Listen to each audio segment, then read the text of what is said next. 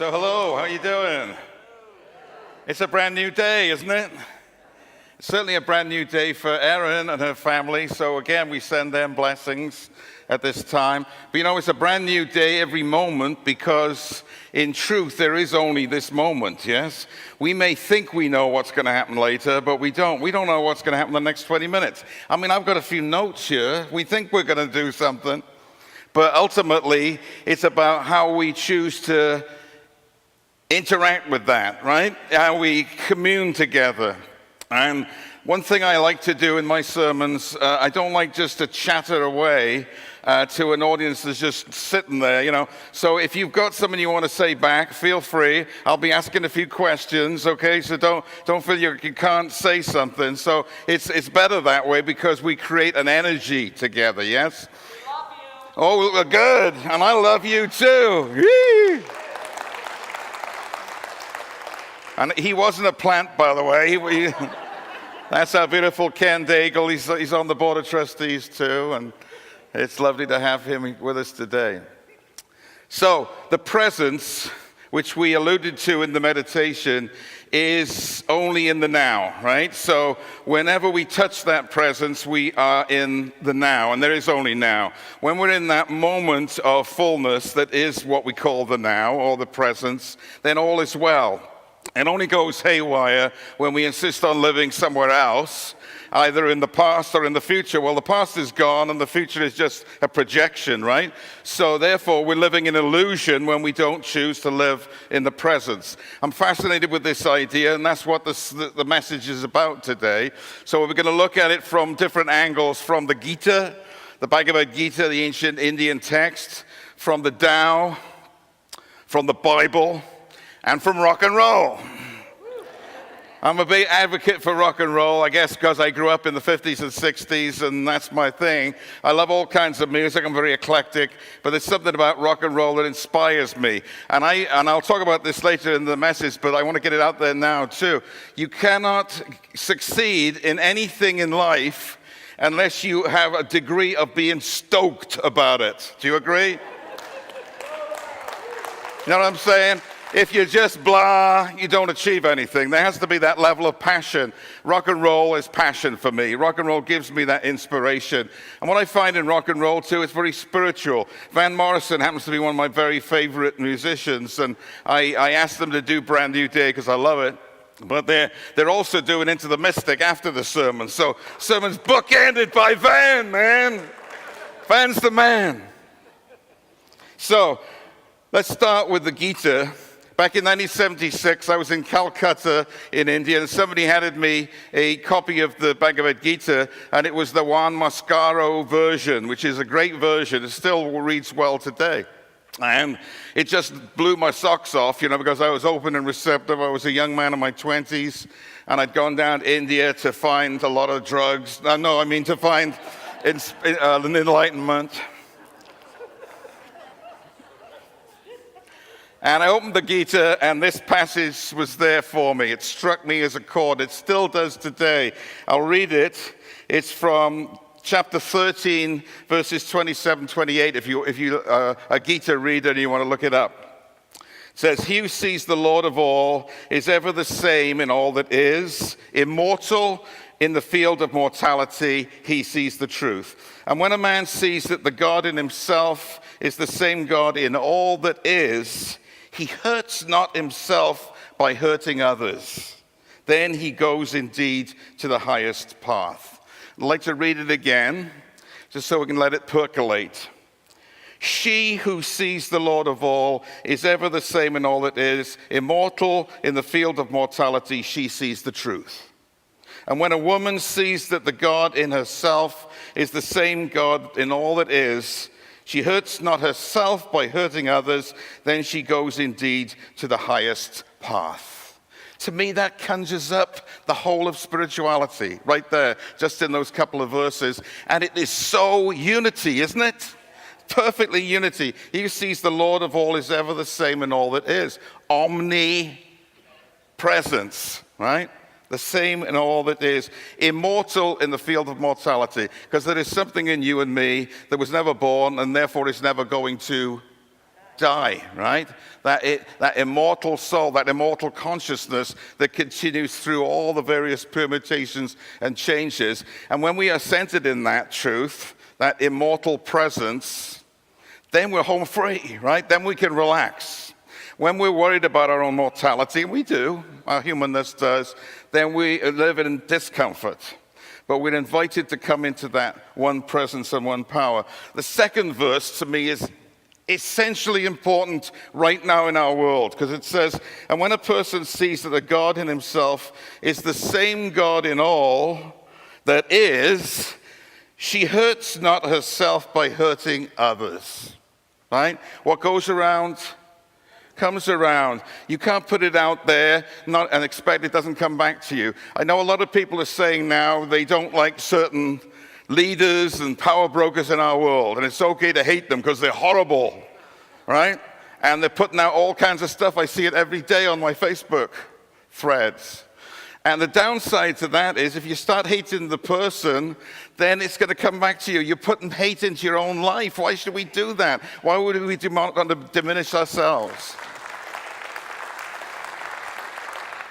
And I'm not saying we don't dislike certain behaviors and certain policies, right? That's fine. But we don't have to hate the person. It's crucially important that we behold the Christ in everyone, because we are called upon to do that. It's a unity principle, but obviously it's a Hindu principle too, because we diminish ourselves if we fill our lives with that kind of division and divisiveness. Folks, there's enough division and divisiveness out there, isn't there, without us contributing to it as well. Do you see the resonance with the Christian approach where Jesus was asked, what are the two greatest commandments? He said, love God and love your neighbor as yourself, which is very alike to the first commandment, he said. Very much the same then. Love this omnipresent power and treat others as you would be treated, right? Enter into that wholeness that is, and Jesus said, by the way, anything else other than this is simply commentary, right? Spirituality is very, very simple, isn't it? And that's why it's so difficult. You know, if it was nice and complicated, it would be easy. But, you know, it's not complicated, it's just difficult because it's so simple to actually apply these principles. So the Gita, very much aligned with unity. The Tao, that piece, are you familiar with that piece by the Beatles called The Inner Light? It was written in 1966, interesting story about it. Juan Mascaro, the man who translated the Gita, sent a letter to George Harrison, and he said, hey, why don't you put a piece of the Tao Te Ching to music? And George Harrison said, okay. And he did. And Juan Mascaro said, if you're going to do it, I'd like you to do chapter 47. And George was so open and receptive. He didn't say, bug off, you know, I'll do what I want to do. He said, yeah, this sounds like a great idea. And that's what he came up with this beautiful piece of music. I want to read another Tao chapter. And this is chapter 28. Talk about applying an interesting counterintuitive way of approaching our spirituality, right? And I'm going to read it, and then I want you to tell me what it's about. If you want to shrink something, you must first allow it to expand. If you want to get rid of something, you must first allow it to flourish. If you want to take something, you must first allow it to be given. This is called the subtle perception of the way things are. The soft overcomes the hard. The slow overcomes the fast. Let your workings remain a mystery. Just show people the results. What immediately comes to you? What's that about? What's he talking about? This is where we have long silence. If you're listening in cyberspace, you know. It's about letting go, isn't it? It's about surrendering. It's about not controlling things, right? Sometimes we want to control. Jesus himself said many people are trying to get into the kingdom of heaven with violence. And what I think he meant by that, we're trying too hard. We're working too hard to try and get enlightened. I know I was back in the 60s. I thought that's what you had to be, enlightened, like the enlightened masters. Now I realize that's an illusion. There's no such thing as the state of enlightenment. We are it already, right? We are the fish swimming in the water, looking for the water. It's already here, right? Relax. Let go. Stop trying to control. Sometimes we want to shrink everything and make it right, fit it into our worldview, right? Instead, just allow it to be what it is. Because it will rise, it will fall, it will come, it will go, and it will eventually settle down into the Tao, into the harmony of the universe, if we can allow it to be. That doesn't mean be passive and don't do anything. It means skillfully do things, right? Not based on your ego, but based on presence, based on your awareness of the all possibility of truth within you. When you do things from that context, they are skillful, they are helpful, they are enlightening. When we do things from our ego need to change and control something, You've tried it. Really works well, doesn't it? It's tough to let go, though, isn't it? What do you do to let go? Come here on Sundays, maybe? Get some inspiration? Meditate. Use some affirmation. Great daily word today, wasn't it? Because it's just about the subject that we're talking about. And the Tao sounds kind of abstruse and abstract, but it isn't. It's very much apropos to what's happening in your life today. Relax. Don't try and control everything. Release. Sometimes I'll be walking around, especially when I was younger, I'd walk around with a big fist like that. And my friends would say, "Why are you walking around with a big fist tight like that?" I said, "I'm not." Just wasn't aware of it. But, it takes conscious effort sometimes, not harsh effort, but just the skillful effort of releasing and relaxing. Do you feel the breath? Do you feel a little more relaxed than you did when you walked in here today? That's the purpose of gathering in a spiritual community, isn't it? To feel that energy, that presence. Part 3 of our journey, the Bible. Anybody read the whole of the Old Testament and survived? Bless your heart, like we say in Texas. I'm not originally from Texas, but I've been there long enough that I can say y'all and bless your heart. Yeah, there we go. But, 39 books give you a workout. And you have to really understand it metaphysically to not get overwhelmed by all the mayhem and the fact that God was kind of seemingly vindictive. God did slightly get better, didn't he, as he got older? New Testament, nicer God, But forget all that. There's one verse in the Old Testament that, to me, sums up everything worth knowing in the Old Testament, right? And it's chapter 6, verse 8 of the prophet Micah, hidden there in the lesser prophets, but it says everything we need to know, especially today, to live life skillfully. Want me to read it? Of course you do. That's why I'm here. All right. He has shown you, O mortal, what is good, and what God asks of you. Only this. Again, I said it's simple. To act justly, to love tenderly, and to walk humbly with your God. That's it. Pellucidly simple, but not always easy to put into practice, yes? Which is the most important one for you there? To act justly, to love tenderly, to walk humbly with your God. What strikes you? What one do you need today? Walk humbly. right? That's the key, because if you can be humble, then everything else comes. Love will come, love will blossom. You will act wisely if you can be humble. And humble doesn't mean being a miserable worm of the dust, right? Humble means to open oneself to the universe. Instead of being complete as my ego self, now I open myself to my true self, which is as wide and magnificent as the universe, right? That kind of humility, that kind of awe and wonder.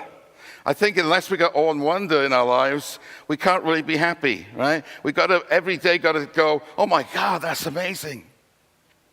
It's beautiful. Just coming to the village is amazing, by the way.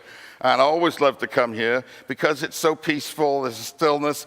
What's cool right now, folks, is there's more and more people coming to the hotel because we've moved to invite more people through working with various agencies to get more folks in here. And we talked to like 3 or 4 people yesterday, and they all said, we love it here. There's a peaceful presence here. And one guy said, it seems kind of religious.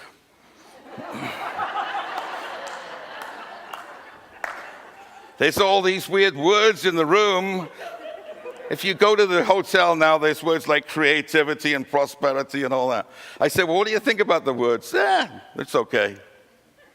I knew you were kind of religious, weird, spiritual something, but it's real comfortable. I like it. But that's great, right?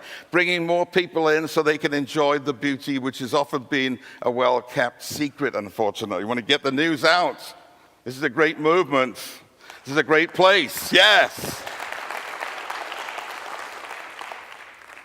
Let's move to the New Testament.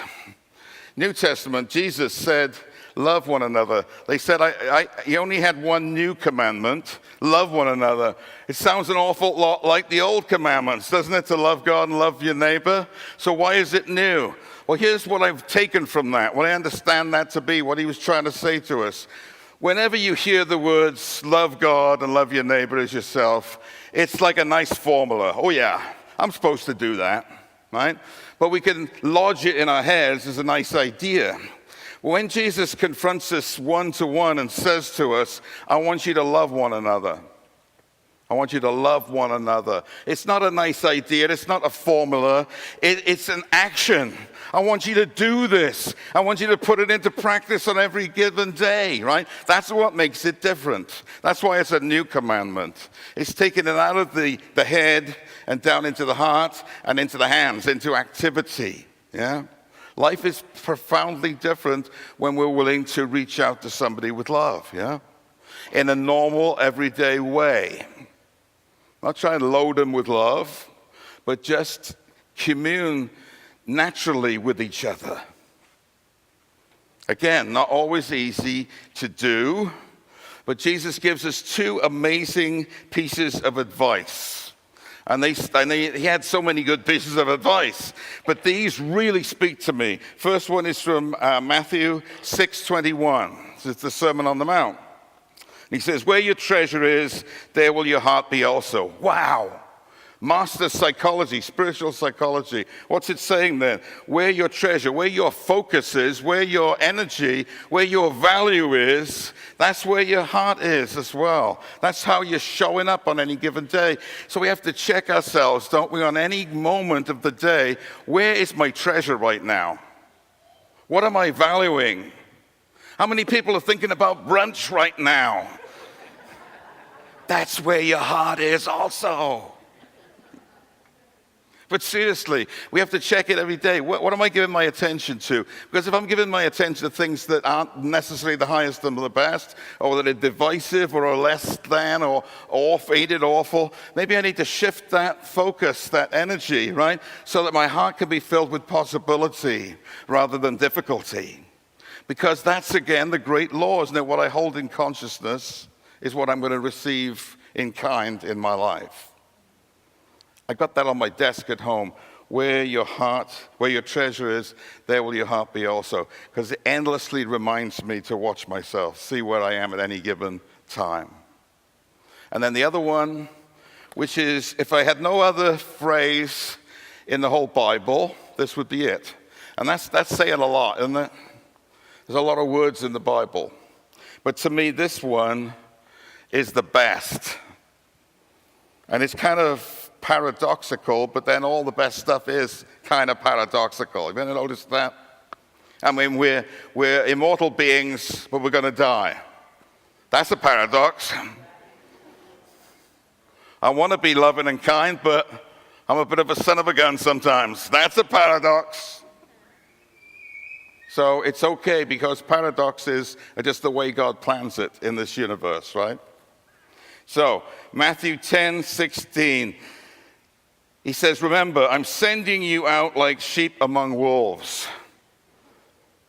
When we're on the spiritual path, when we're vulnerable, when we're ready to love one another, we are like sheep amongst wolves, right? Because life's tough.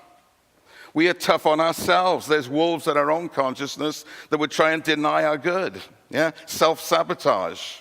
It's not easy living this life sometimes, is it? Everybody's having a great time. We're in unity. Nobody's got a problem. Great, I'm the only one. All right. It's tough sometimes. I am sending you out like sheep among wolves. So, and here's the line. So be cunning and wise as serpents, and innocent and harmless as doves. Cunning and wise as serpents, innocent and harmless as doves. See, normally we would say, well, the second part's nice. You know, I want to be, lovely, innocent. I want to be a unicorn, oh yeah. So sweet. But this bit about cunning and wise as serpents, what's that about? This is where you help me now. Garden of Eden, yeah. We've got to take on the devil. We've got to integrate, certainly. We've got to integrate all parts of ourselves. So there's that holism, yes. What else? Be aware of what?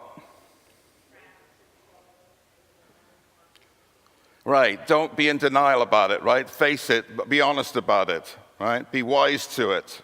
Don't be a fool. Because I think sometimes when we go into la-la land, and spiritual consciousness and blissing out, we try to sweep under the carpet all the other stuff instead of integrating. We call it spiritual bypassing. It's where you just don't want to look at it. Let's get straight to the sweetness and light, But we have to look at our dark side too. We have to be wise to the world, wise to ourselves and all our own stupidities. But also in the midst of it, not lose sight of how beautiful and dove-like we are. Yeah, it's both and, isn't it? So the problem with Christianity, unlike Hinduism or the Tao, is that we've demonized a lot of stuff that we don't like, and we call it the work of the devil. We don't believe in the devil in unity because we want to integrate all the shadow and dark side, the cunning parts, the serpent, into our consciousness, right? So we can all be one, so we can have the holism, the yin and the yang, which is that whole of us. Have you ever seen a yin-yang symbol? You know what I'm talking about? One is black, one half's black, the other half's white. But what else is going on? There's a little bit of white in the black, and there's a little bit of black in the white that represents integration, right? There is no such thing as duality. Everything is enfolded together. Right? So you are worthy no matter what you've done, no matter what you're thinking, no matter how many times you've messed up, you're still a beautiful child of God, but own up to where you've been, right? Because that's how you deepen this process, so you understand more fully who you are and why you can be more helpful in this life, not by blessing out, but by coming to your true center of presence and power, which includes everything.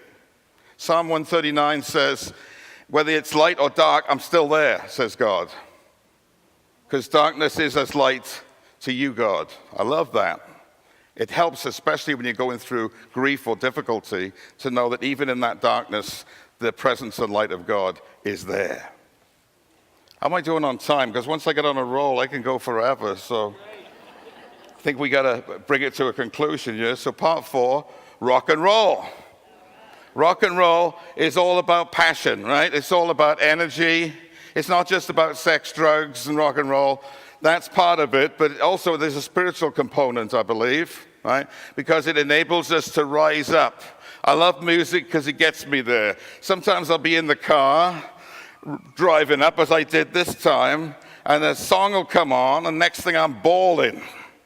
I'm crying, and my wife Wendy is going, oh no, here he goes again. But it's because it hits me viscerally, you know? That particular turn of phrase or the way the melody moves, it gets to me. And I get connected in. And that's passion. That inspires me and helps me live more fully. I want to feel. I don't want to be someone that never feels, that never cries, right? We want the whole ball of wax. And so, yes, there we go, we do. Got an affirmation right there. So, you know, in my last sermon, I've retired, and this is actually my first time out since I retired back in March 4th. And so I'm so honored to be able to speak here at Unity Village Chapel, my first time in retirement. So thank you for inviting me. It's been great. But before I let you go, I always like to have pop quizzes in my old church. That's probably why they asked me to retire. I don't know. No more pop quizzes. If there's one thing that you have been impacted by in what we've talked about and read today, what would it be? What one thing are you going to take from here? Because this is not a God that you wind up on Sundays, as Jethro Tull once said. This is a God that's alive all week, right? What are you going to take from this space into the week? What one idea, whatever, what might it be? Just let's hear from a few. To let go, all right? Not to hold on so tightly, right? To let go and relax and know that that beautiful presence is there with you always, right? It's safe to let go. Very good.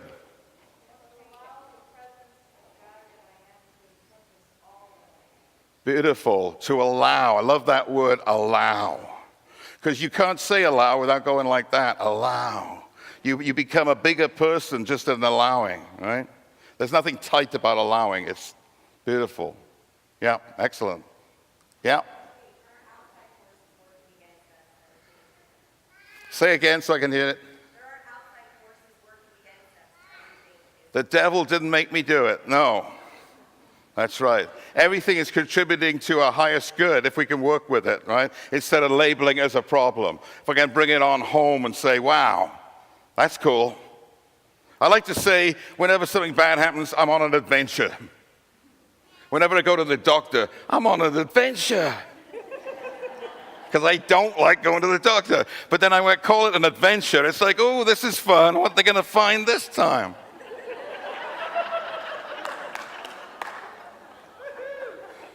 Yeah, hopefully nothing. Couple more. We've got some great responses. What? You're going to get stoked, are you? All right. Woo! In all the right ways. Yeah, but getting stoked, there's something about it. There's something, you know, if it's not fun, don't do it, right?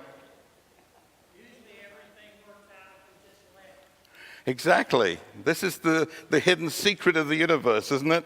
When we allow, like we said, when we can relax into it, it seems to work out in perfect divine order. Go figure. So it seems like, and it feels like, and it seems like, and it feels like a brand new day. Oh yeah, a brand new day. Thank you so much.